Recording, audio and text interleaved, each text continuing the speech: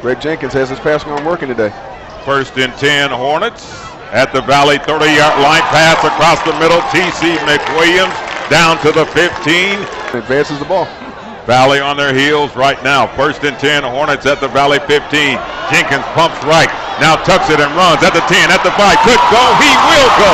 Touchdown Hornets. And when Greg Jenkins is throwing the ball effectively, that makes him that much more dangerous. 5-yard line as the Hornets begin 1st and 10 at their own 15. Handoff Crowell with blockers in front at the 10, the 5. He's going to score. Touchdown Hornets. Just like that, huh? Standing at about the 15-yard line. Oh. And a busted play ball's out in the backfield. And the ball comes loose, picked up by the Hornets. 32 straight ball games. Has it. 1st and goal at the 9. Here's Jenkins. Breaks right. Goes left. Touchdown Hornets. Boy, the read option is something serious, isn't it? The read option is something serious when you have to respect. 3 wides to the left side. Crowell in the backfield. Here's swing pass.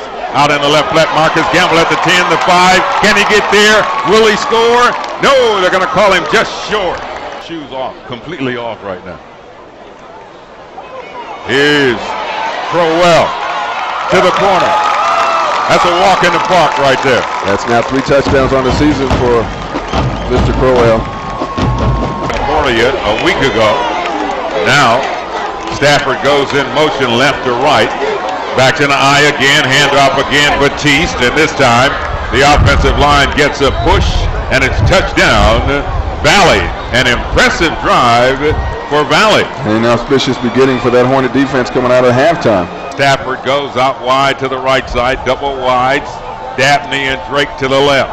Ivory out of the gun, steps up, pumping. Now he'll unleash.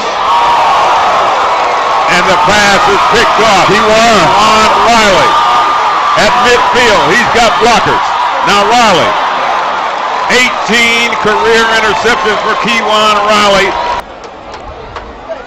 I mean, that ball hit Crowell in both hands. Wenzik on to attempt a 37-yarder. It's not pretty. Knuckleball is good. But it's good. For comments. All right, guys, Coach Barlow making his way over to us right now.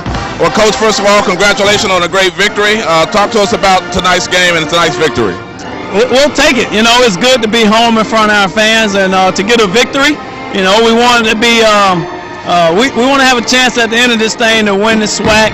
And it starts with this game. You know, we're 1-0 in the East, 1-0 in the SWAC, and it's something to build on. You know, we started out, did a good job, but we got to learn how to finish people off. You know, there was an opportunity to really finish people off right here, and we didn't do that. Talk. What did you like and didn't like about the play tonight? Well, you know, I thought our offense, you know, moved the ball well in the first half, the same way we did in the last game, but you know, we turned the ball over. Defensively, the ball was out on the ground a bunch, and we didn't get to it. That's a little disappointing. You know, we could have had possibly, you know, 3-4 extra turnovers, but we didn't get to the ball. There was a lot of low snaps.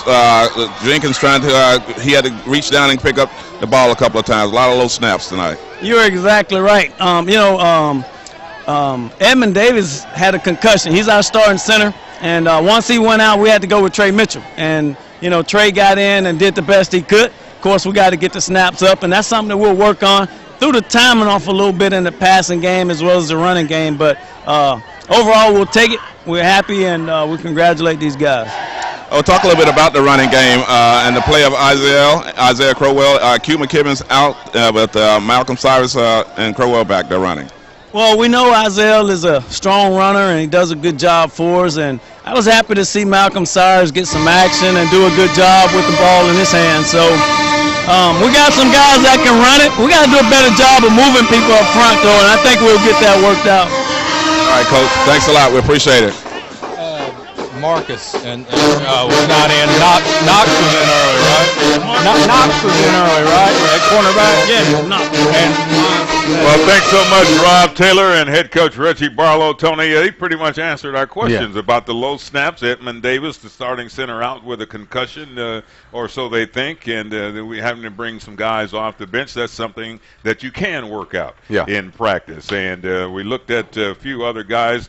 We called some names and some numbers tonight that we hadn't called. As we said, this is an Alabama State team looking for an identity. Are we a running team? Are we a passing team? What do we do well? What is it that we need to stay away from? Defensively, we don't have a Nigel Carr out there. This is a Kiwan Riley-led unit, but it's hard to lead from the secondary. Yeah. You've got to have some big guys up front and at the linebacker position who establish the identity of the ball game or the team from the outset of the game. Got good pressure on the quarterback from the front four, but the linebacker's going to have to do a better job of closing down on runs. You know, a lot of guys break free to the second level, and it's hard to get them. We saw that a lot against Bethune-Cookman. We saw that also once Valley decided they wanted to run the ball tonight. So, you know, Hornets going to have to do a better job of strengthening up that second level. Let's go back down on the field to Rob Taylor right now. Rob.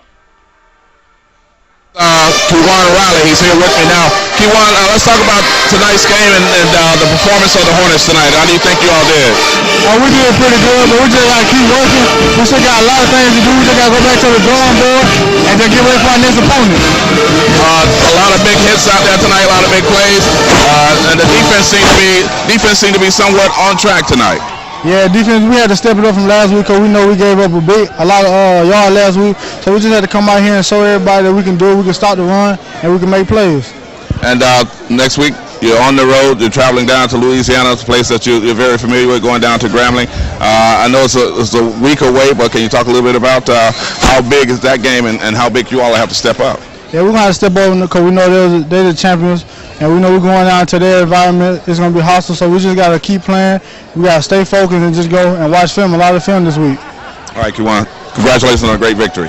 That's Kiwan Riley talking about tonight's game and the victory of the Alabama State University Hornets. We're going to see if we can get a few comments with quarterback Greg Jenkins as he makes his way over here as well. Guys, you just permit me here.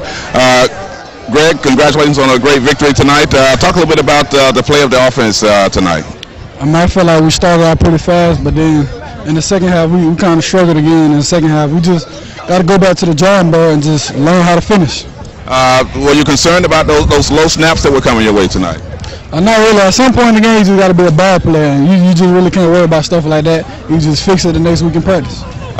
You did a lot of running tonight as well, and of course there was a lot of big runs for you tonight. I mean, sometimes I'm just not a quarterback. Sometimes you just got to be an athlete and get the win how you can get it. And what about the play of the other backs? You have Crowell back there, Malcolm Cyrus running the ball as well. I mean, Crowell is a great running back, and we just got to find a way to get him the ball.